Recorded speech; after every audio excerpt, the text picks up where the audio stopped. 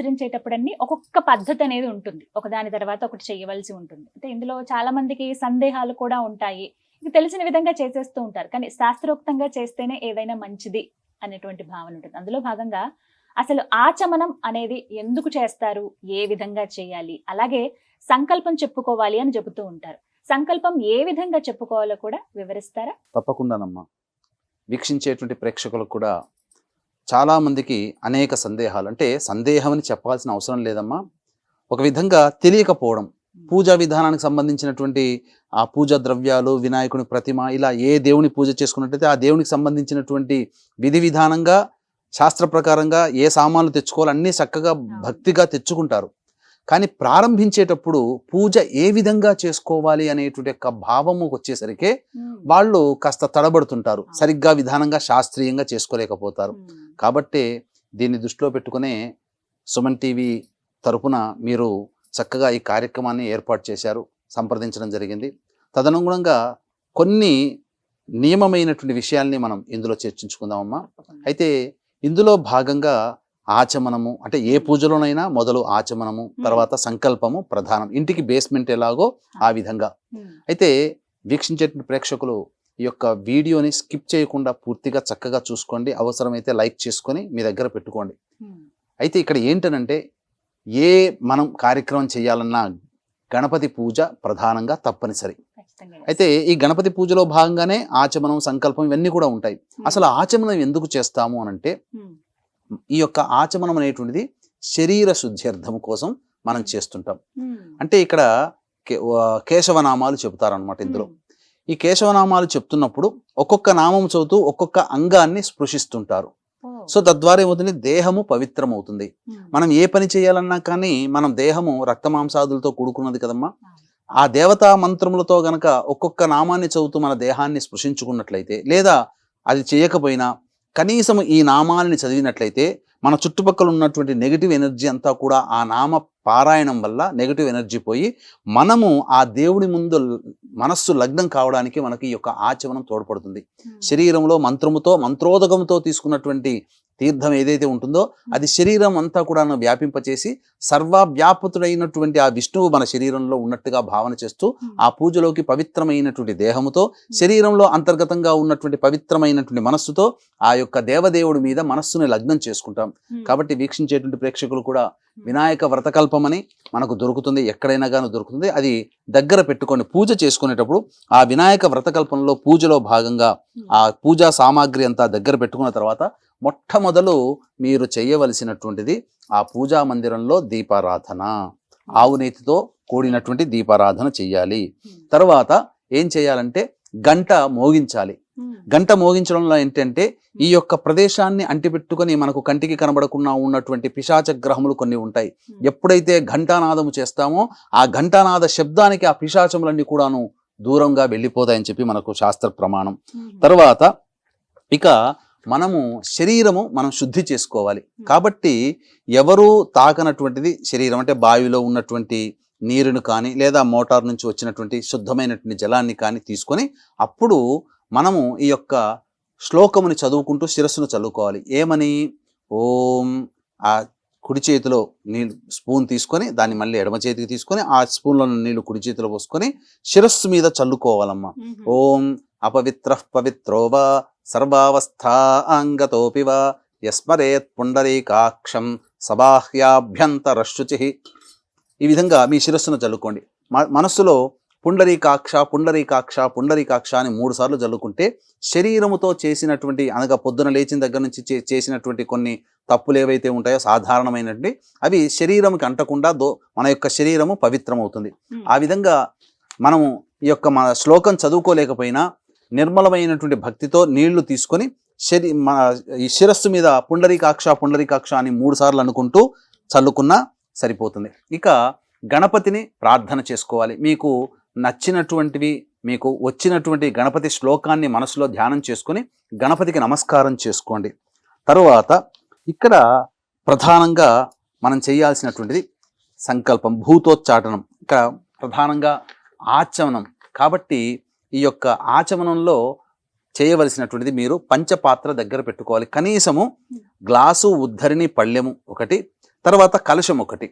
చాలా మంది చేసే తప్పు ఏంటంటే గ్లాసు ఉద్ధరణితోనే ఆచమనం చేస్తారు, అదే గ్లాసు ఉద్ధరణి మళ్ళీ కలశ పూజ చేస్తారు. ఎందుకనంటే ఒకసారి ఆచమనం చేశామంటే ఆ గ్లాసు ఉద్ధరణిలో ఆచమనం చేస్తే ఆ గ్లాసులో ఉన్నటువంటి నీరు మనకు మళ్ళీ మిగతా దేవతా పూజలకి పనికిరాదు, మనం ఆచమనం చేయడానికి మాత్రమే ఉపయోగపడుతుంది.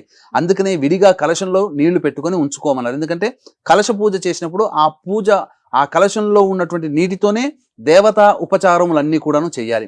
కాబట్టి గ్లాసు ఉద్ధరిని తీసుకొని ఆ యొక్క గ్లాసులో ఉన్నటువంటి నీటిని మీరు సేవనం చేయండి. అనగా ఇక్కడ చేయాల్సినటువంటిది, ఇక్కడ గమనించాల్సిన అంశం ఏంటంటే యజ్ఞోపవీత ధారణ ఉన్నటువంటి వ్యక్తులు అనగా మగవారు ఆచమనం చేసేటప్పుడు స్వాహా నామములు 3 సార్లు చెప్పుకోవాలి.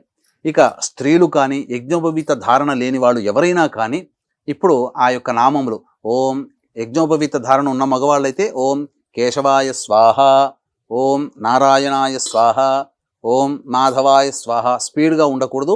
ఆ యొక్క నామం తీసుకొని ఒకసారి మనం నీటిని తీసుకున్న తర్వాత అది మన శరీరంలోకి వెళ్ళిపోయిన తర్వాత రెండో నామం చదువుకోవాలి. అలా స్లోగా చేసుకోవాలి. స్త్రీలు అయితే యజ్ఞోపవీత ధారణ లేని వాళ్ళు స్త్రీలు ఓం కేశవాయ నమః, ఓం నారాయణాయ నమః, ఓం మాధవాయ నమః అంటూ చెప్పుకోవాలి. ఆ తర్వాత తదనంతరం కేశవనామాలు చెప్పుకోవాలి. ఓం విష్ణవే నమః, ఓం మధుసూదనాయ నమః, ఓం త్రివిక్రమాయ నమః, ఓం వామనాయ నమః, ఓం శ్రీధరాయ నమః, ఓం హృషికేశాయ నమః, ఓం పద్మనాభాయ నమః, ఓం దామోదరాయ నమః, ఓం సంకర్షణాయ నమః, ఓం వాసుదేవాయ నమః, ఓం ప్రద్యుమ్నాయ నమః, ఓం అనిరుద్ధాయ నమః, ఓం పురుషోత్తమాయ నమః, ఓం అధోక్షజాయ నమః, ఓం నారసింహాయ నమః, ఓం అచ్యుతాయ నమః, ఓం జనార్దనాయ నమః, ఓం ఉపేంద్రాయ నమః, ఓం హరయే నమః, ఓం శ్రీకృష్ణాయ నమః, ఓం శ్రీకృష్ణ పరబ్రహ్మణే నమో నమః అనేటువంటి యొక్క నామాల్ని మనం చేసుకోవాలి. తర్వాత భూతోచ్చాటనం చేయాలి. భూతోచ్చాటనం చేసేటప్పుడు మనము చెప్పవలసినటువంటి శ్లోకం ఏంటంటే, మనము అక్షితలు తీసుకుంటామా, మీరు అక్షితలు తీసుకొని ఈ యొక్క ముక్కు దగ్గర వాసన చూసినట్టుగా ఉండి ఈ యొక్క భూతోచ్చాటనంలో ఓం ఉత్తిష్టంతు భూత విశాచాః ఏతే భూమి భారకాః ఏతేషామ విరోధేన బ్రహ్మకర్మ సమారభేత్ అంటూ ఆ యొక్క వాసన అక్షితల వాసన చూసి ఎడమ వైపున వేసుకోవాలి.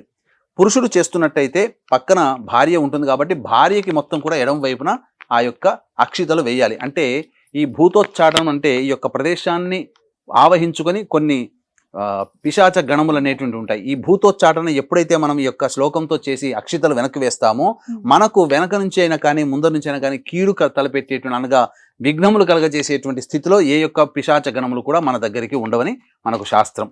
ఇక తరువాత ప్రాణాయామం చెయ్యాలి. ప్రాణాయామం చేసేటప్పుడు ఈ యొక్క ప్రాణాయామ మంత్రం ఉంటుంది, చూసుకోవచ్చు. ఓం భూ ఇలా మనకు మొదలుగా ఎడమ వైపు నుంచి గాలి పీల్చుకొని కుడి నాసికాన్ని మూసుకొని ఈ విధంగా మనకు ఎంత శక్తి మేర వస్తే అంత శక్తి మేర మనము ఆ యొక్క గాలిని పీల్చుకొని అక్కడ కుంభింప చేయాలి. చేసుకున్న తర్వాత అప్పుడు ఈ శ్లోకం ఓం భూ ఓం భువః ఓం సువః ఓం మహః ఓం జనః ఓం తపః ఓం సత్యం ఓం తత్సవితుర్వరేణ్యం భర్గో దేవస్య ధీమహి ధియో యో నః ప్రచోదయాత్ ఓమాపో జ్యోతిరసోమృతం బ్రహ్మభూర్భువస్సు వరోం అనుకుంటూ ఆ యొక్క మనం ఎడమ నాసిక నుంచి పీల్చుకున్నాం కదా, అప్పుడు కుడి నాసిక నుంచి మెల్లగా వదలాలి. మళ్ళీ తర్వాత మళ్ళీ ఎడమ నాసికను మూసివేసి కుడి నాసికతో మళ్ళీ గాలి పీల్చి మళ్ళీ ఇదే విధంగా చేసి మళ్ళీ ఈ యొక్క ఎడమ నాసికతో గాలిని వదలాలి. ఈ విధంగా చేసినట్లయితే శరీరములో దేవతాశక్తి ప్రవేశం చేసి మనస్సు నిర్మలమైపోయి స్వస్థత చేకూరుతుంది. దైవం మీద లగ్నం చేయడానికి మనస్సు శరీరము ఏకమై దైవం మీద లగ్నం చేయడానికి మనకు ఆధారభూతమవుతుంది. ఇక ప్రధానంగా ఇప్పుడు చెప్పుకోదగినటువంటిది సంకల్పం అమ్మ. ఈ సంకల్పమే ప్రధానం. ఇంటికి బేస్మెంట్ ఎలాగో సంకల్పం అటువంటిది. ఈ సంకల్పంలోనే మనము సంబోధింపజేసే మన సంకల్పం ఏదైతే ఉంటుందో, మన జీవితంలో భవిష్యత్తులో ఎలా ఉండాలి, మన కోరిక ఏంటో తెలియచేసేటువంటి ఈ యొక్క మెసెంజర్ లాంటిది ఈ యొక్క సంకల్పం అనేటువంటిది. భగవంతునికి తెలియచేసే మెసెంజర్ లాంటిదే ఈ యొక్క సంకల్పం అంటే మన కోరికను. అప్పుడు కోరికను చెప్పుకునేటప్పుడు ఈ యొక్క సంబంధించినటువంటి తిథివార నక్షత్ర యోగ కరణాలకు సంబంధించినటువంటివన్నీ కూడాను ఆ సంకల్పంలో వస్తాయి. కాబట్టి ఇక్కడ ఏం చెప్పుకోవాలంటే ఓం మమ అనుకోవాలి అందరూ కూడా.